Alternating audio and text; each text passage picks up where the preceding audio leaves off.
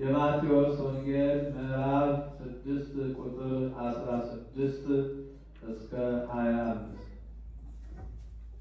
ስትጦሙ እንደ ግብዞች አትጠውልጉ፣ ለሰዎች እንደ ጦመኛ ሊታዩ ፊታቸውን ያጠፋሉና፣ እውነት እላችኋለሁ ዋጋቸውን ተቀብለዋል። አንተ ግን ስትጦም በስውር ላለው አባትህ እንጂ እንደ ጦመኛ ለሰዎች እንዳትታይ ራስህን ተቀባ፣ ፊትህንም ታጠብ። በስውር የሚያይ አባትህን በግልጥ ያስረክባል።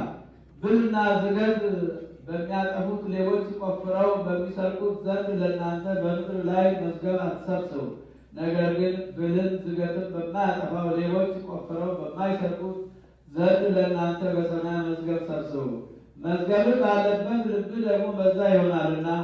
የሰውነት መብራት ዓይን ናት።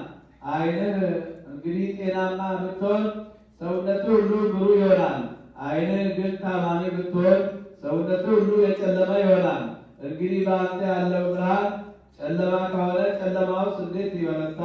ለሁለት ጌቶች መገዛት የሚቻለው ማንም የለም። ወይም አንዱን ይጠላል ሁለተኛውንም ይወዳል፣ ወይም ወደ አንዱ ይጠጋል ሁለተኛውንም ይንቃል።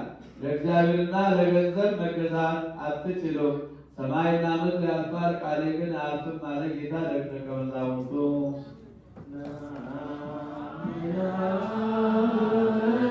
ዘ